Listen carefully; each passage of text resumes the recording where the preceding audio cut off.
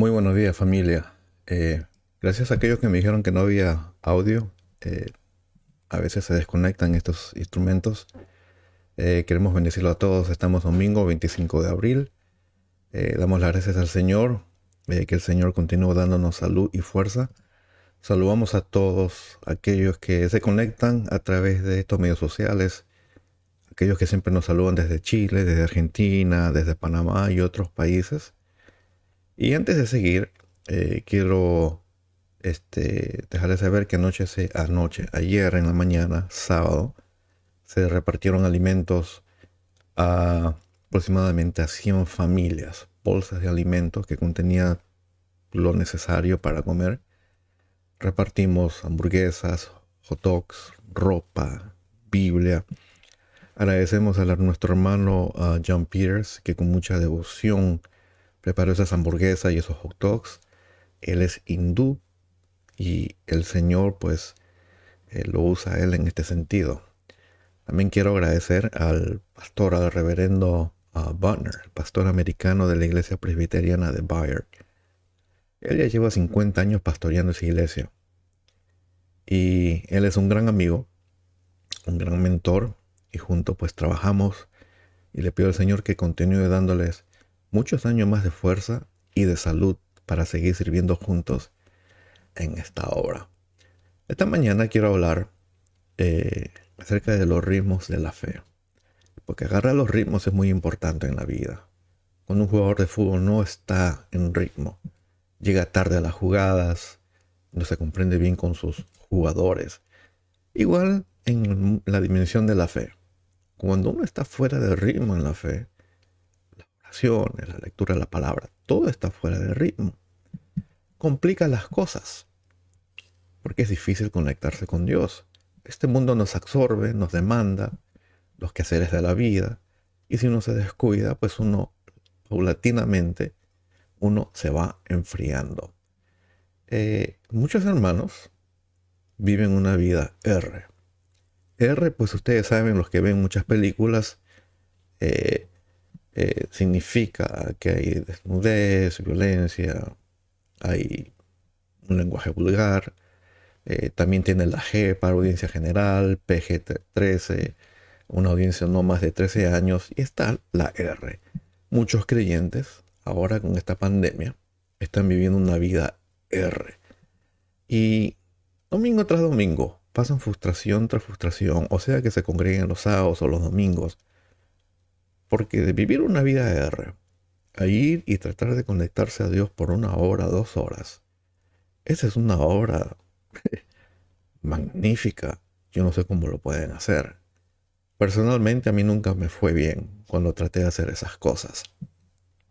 Entonces, entendiendo la frustración, entendiendo todo lo que uno lee, las noticias que me llegan a mí personalmente, me enteré esta semana de que un pastor moreno acá en los Estados Unidos recibió esos famosos préstamos PPP. Fueron préstamos dedicados exclusivamente para aquellos negociantes pequeños que durante la pandemia no generaron dinero y tuvieron que pagar a sus empleados. Pues muchos evangélicos aplicaron, muchas iglesias, muchos televangelistas sinvergüenzas. Gente que no necesitan dinero. Y este pastor específicamente aplicó, recibió una fuerte cantidad de dinero, abrió 11 cuentas de banco. Se compró 39 carros, los Teslas, los Mercedes. Yo no sé si quería abrir un dealer de carros o no. Pero finalmente la FBI lo agarró. Fiscaron todo y el problema está cuántos había la iglesia se habían participado. Mi punto es, estos problemas de moralidad es común ahora en la iglesia. Y yo pienso porque la gente, o nuestros líderes, pastores, han perdido los ritmos espirituales, no han tenido filtración espiritual. Y estamos acá para prevenir esas cosas. Entonces, Jesús está buscando adoradores que tengan 2 dimensiones en su vida. Adoradores en espíritu y en verdad.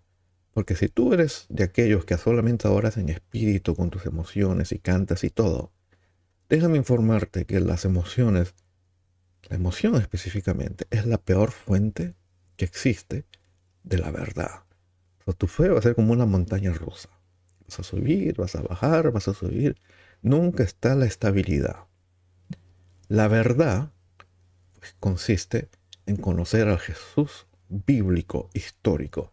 No la versión que nos han empaquetado y nos han ofrecido de Jesús es solo amor y Él permite a cualquiera que mantengan sus vidas, sea cual sea su preferencia sexual. Jesús vino acá para establecer su reino y es un mensaje definido. Entonces esta mañana quiero compartir un texto y lo voy a leer en dos versiones. Ya ustedes escogerán cuál les gusta más. Una viene de la nueva versión latinoamericana que siempre uso y está en Mateo 11:28. En el nombre del Padre, el Hijo y el Espíritu Santo. Dice, vengan a mí todos los que están cansados y cargados, y yo los haré descansar. Tomen mi yugo sobre ustedes y aprendan que yo soy manso y humilde de corazón. Descanso para sus almas. Es un gran texto. Un texto muy, pero muy leído y predicado. Ahora quiero compartir otra versión. Se llama El Mensaje, or The Message. No es una traducción de palabra por palabra, sino de pensamiento. Es un parafraseo. Y solamente es para propósitos devocionales. Solo piensan que yo estoy volviéndome un poquito liberal. Y dice así en 11:28. Estás cansado, agotado por la religión. Ven a mí, sal conmigo y recuperarás tu vida. Te mostraré cómo debes descansar de verdad. El versículo 29 dice, camina conmigo y trabaja conmigo. Observa cómo lo hago. Aprende los ritmos no forzados de la gracia. No te pondré nada pesado que te quede mal. Es un texto espectacular. Número uno, porque habla de los ritmos de la gracia. Y la oración es uno de esos ritmos. Esto de agarrar los ritmos consiste en caminar, de conocer a Jesús, observar e imitar. Y uno aprende esos ritmos de la fe. Y dice, no te pondré nada pesado o que te quede mal. Entonces, fíjate, estos ritmos de la fe no pueden ser forzados, no pueden ser impuestos. Muchas veces nosotros los pastores tenemos las mejores intenciones. Hablamos mucho de la oración, tratamos de motivar para que la gente se conecte, pero un grupo se conecta y otro no se conecta. Y uno no puede forzarlo. Entonces, te pregunto esta mañana, ¿qué es lo que buscas de Jesús? ¿Qué es lo que quieres de Jesús? ¿Estás buscando que el Señor te dé casa nueva? ¿Estás buscando sanidad? ¿Estás buscando que el Señor pues conforte tu corazón? Porque este era el método de Jesús. Jesús le preguntaba a la gente qué querían de él. Cuando los discípulos de Juan el Bautista vieron a Jesús pasar, fueron tras de él. Y en Juan 1:38 Jesús se voltea y le dice, ¿qué buscan? ¿Qué estás buscando, hermano? Igual a la madre de los hijos de Zebedeo, vino a Jesús. Y Jesús le pregunta, ¿qué deseas? Y él le puso una petición. No sabía lo que estaba pidiendo. Ordena que en tu reino estos dos hijos míos se sienten una a tu derecha y otra a tu izquierda. ¿Qué es lo que quieren? ¿Qué es lo que desean? Y este método de cuestionamiento de Jesús lo hacía para sacar a luz dos cosas. Número uno, la naturaleza de la búsqueda. Y la otra, pues la necesidad. Le quiero dar dos ejemplos. Uno, y uno viene del Antiguo Testamento. El famoso profeta Daniel. Un hombre íntegro que le tocó ministrar en una cultura pagana, rodeado de todas las costumbres paganas y ustedes se pueden imaginar. Pero era un hombre íntegro. Él sabía de los ritmos de la fe. Y sucede que sus enemigos lo observaron, que él oraba 3 veces al día hacia Jerusalén. Y ellos maquinaron un edicto para prohibirle eso. Y si lo agarraban en el acto, pues lo iban a tirar a una fosa de leones. Pero en Daniel 6:7 dice, todos los funcionarios del reino, prefectos, sátrapas, altos oficiales, gobernadores, han acordado que el rey promulgue un edicto y ponga en vigor el mandato de que cualquiera que en el término de 30 días haga petición a cualquier dios u hombre fuera de usted, oh rey, sea echado en el foso de los leones. Saltando el versículo 10 dice, cuando Daniel supo que había sido firmado el documento, entró a su casa. En su aposento alto superior tenía ventanas abiertas en dirección a Jerusalén y como solía hacerlo antes, continuó arrodillándose 3 veces al día, orando y dando gracias delante de Dios. Y Agallas, sabiendo que ya habían firmado el documento, sabiendo que ese documento era irrevocable, no había defensa, sabiendo que iba a enfrentar a los leones, él fue, abrió sus ventanas y adoró al Señor, oró al Señor 3 veces al día. ¿Cuál es mi punto? Es que Daniel sabía cuáles eran sus prioridades. Daniel sabía cuáles eran sus ritmos. Daniel sabía cuál era la fuente de su sabiduría, la fuente de su interpretación de sueños. Y eso era más valioso para él que cumplir con la ley. Y eso nos trae otro punto. A veces uno tiene que hacer lo correcto, aunque no sea legal. Y se los tiro para que piensen. Y me pregunto, ¿cuántos de nosotros tenemos esas agallas para permanecer firmes en nuestra fe en una época donde la persecución cultural sobre el cristianismo ya ha empezado? Donde el decir que creo en Dios ahora te acusan de ser racista o de otras cosas más. ¿Cuántos tendrán la galla de seguir practicando su fe? ¿Cuántos discípulos quedarán? En Lucas 11:1 vemos un intercambio entre los discípulos y Jesús. Algo básico, algo sencillo y maravilloso. Dice, aconteció que estando Jesús orando en cierto lugar, cuando terminó, le dijo uno de sus discípulos, Señor, enséñanos a orar. Así como Juan enseñó también a sus discípulos. Fíjese, había pasado todo este tiempo y Jesús no había enseñado a sus discípulos a orar. Uno pensaría que eso sería lo primero que haría Jesús, pero no, porque todo tiene su tiempo. Había que observar, había que caminar con Jesús, había que aprender de Jesús. Jesús no ofreció un taller de cómo orar, no ofreció oraciones mágicas, no declaró, no desató, porque entiende que nuestro Padre Celestial no está en una lamparita de Aladino que usted lo frota y le da todo lo que usted le pide. Esto tiene que ver con una relación. Y de todas las oraciones que hay y por haber, Jesús le enseña una oración simple y profunda. Mateo 6:9 dice, ustedes pues oren de esta manera. Padre nuestro que estás en los cielos, santificado sea tu nombre. En otras palabras, usted empieza el día adorando, bendiciendo a nuestro Señor Jesús. Si necesita ayuda, lea los salmos, lea el Salmo 90 y el resto de los salmos que siguen, que tienen que ver con la alabanza y agradecimiento al Señor.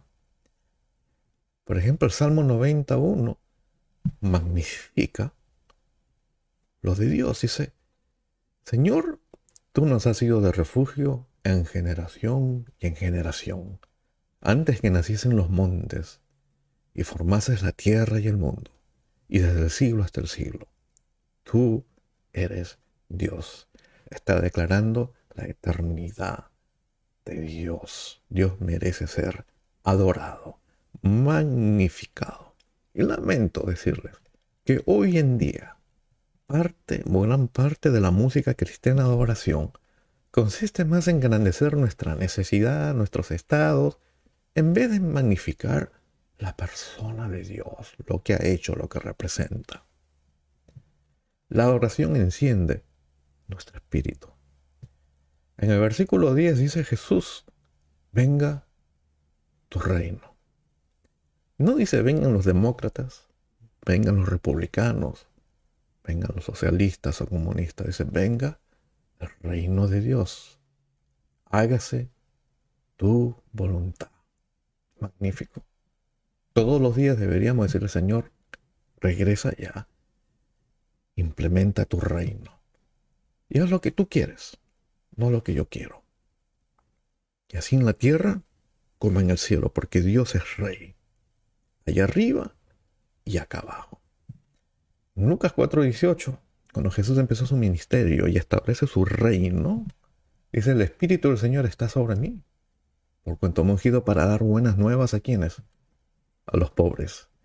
Me ha enviado para sanar a los quebrantados de corazón, para pregonar a los cautivos libertad y a los ciegos dar vista, para poner en libertad a los quebrantados, para predicar el año agradable del Señor. No espiritualicemos este texto. Este evangelio que nosotros tenemos tiene connotaciones sociales. Dicho eso, no estamos diciendo y no estamos recibiendo todas las causas sociales que hay por ahí. Nosotros peleamos por los pobres, alimentamos al necesitado, visitamos a los que están en las cárceles, hablando el año bueno del Señor. El reino de Dios fue de lo que más habló Jesús. Y usted lo cuenta en la Biblia. La palabra reino del cielo, reino de Dios. Usted va a sumar, que suman a 95 veces. Eso fue de lo que más predicó nuestro Señor Jesús. Si usted busca vida eterna, arrepentimiento, todas las otras cosas, no le llegan ni a la mitad. Sin embargo, hoy eso es de lo que menos se predica. Nos enfocamos en salvación, en fe y vida eterna, con cosas buenas. Pero sin el contexto del reino de Dios, tenemos medio evangelio. Otro día voy a hablar del reino de Dios. ¿Cuántos de nosotros no tenemos necesidades todos los días? Dice, danos hoy el pan nuestro cada día. Yo sé que trabajas, tienes 2, 3 trabajos, te las rebuscas, pero hay que reconocer que últimamente el que provee esos trabajos es Dios. El que te da salud es Dios. Entonces, para enfrentar nuestras necesidades existenciales, siempre desarrollando un espíritu dependiente de Dios.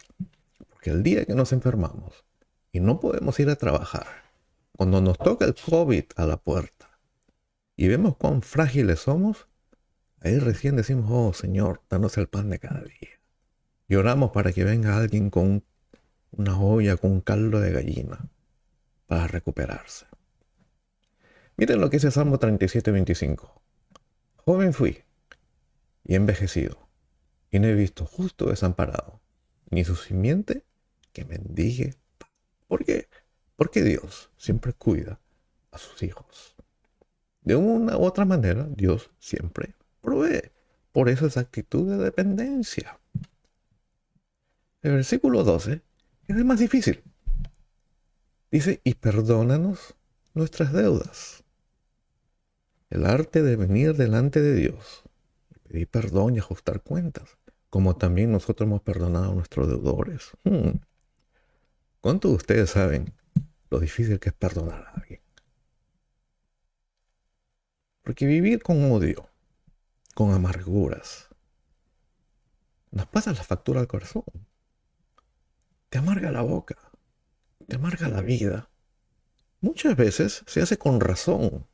Ha sido tanto el daño perpetrado que uno se agarra a ese sentimiento de odio, de venganza.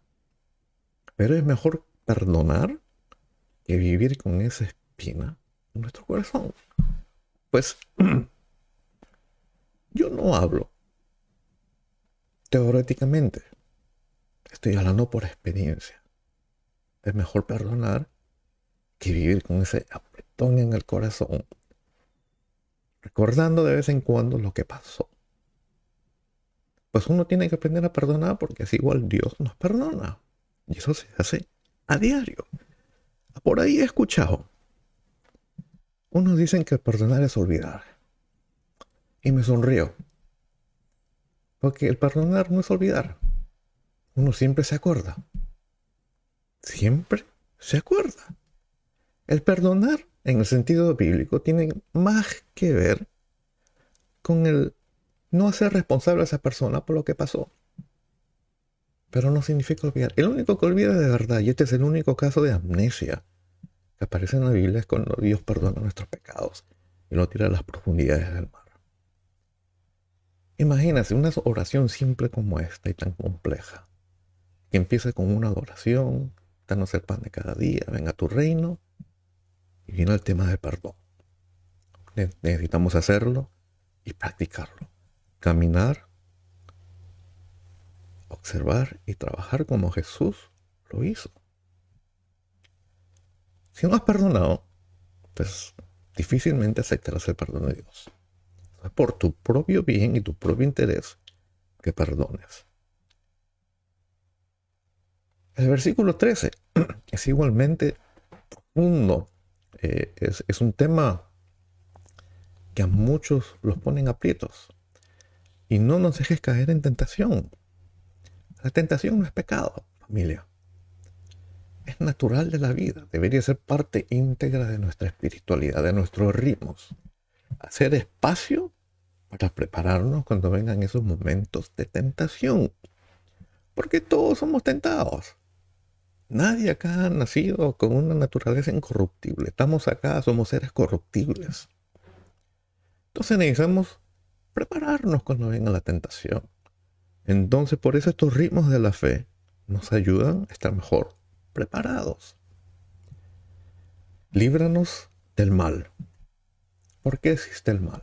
Muchos se preguntan. Esta es la pregunta favorita del ateo, que me la han tirado en varias ocasiones. Hay dos tipos de respuestas, una filosófica y otra más práctica teológica. No me quiero meter en cuestiones filosóficas esta mañana. No es el espacio. ¿Por qué existe el mal? Porque vivimos en un mundo caído. Esta es la herencia que nos dejó Adán y Eva.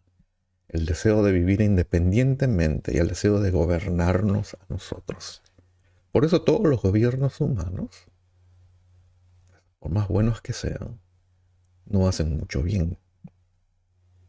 En vano es pelear por este tipo de gobierno o este tipo de gobierno. Mientras un humano gobierne, usted sabe que va a haber maldad. Y nosotros, hijos de Dios, no estamos exentos del sufrimiento y de la injusticia. Si usted piensa eso, Dios los bendiga. Ya le tocará su turno. Y necesitamos preparar nuestro espíritu para confiar en la providencia divina. Por eso, Romanos 8:28 dice, porque el Señor obra todo para bien. No dice cada situación. Hay situaciones que duelen, injustas. Pero si usted suma todos los eventos, usted va a ver que el Señor ha obrado todo para bien. Entonces, la oración es una de estas prácticas intencionales de los ritmos de la vida. La iglesia primitiva la aprendió bien. En Hechos 2:42 dice, se dedicaron continuamente a las enseñanzas de los apóstoles, a la palabra, a la comunión, al partimiento del pan y la oración. Entonces, en una cultura hostil al cristianismo como vivimos en este país ahora, donde solamente existe justicia para el que tiene dinero y para el pobre, pues recibe injusticia. En un mundo donde lo que vale acá es a quien usted conoce para conseguir ese favor, esa influencia. Pues déjame decirte y reafirmarte que tú tienes una influencia increíble allí en los cielos. Es tu gran Padre Celestial. Él es el que quita y pone reyes. Él es el que impone justicia. Él es el juez de los jueces. Salmo 73:25 dice, ¿a quién tengo yo en los cielos? Y fuera de ti, nada deseo en la tierra.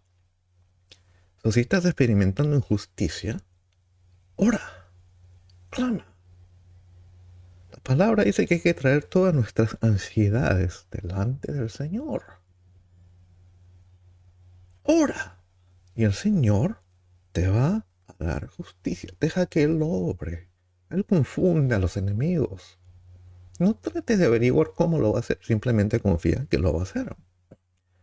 Y para concluir, lo dejo con el Salmo 86, 11.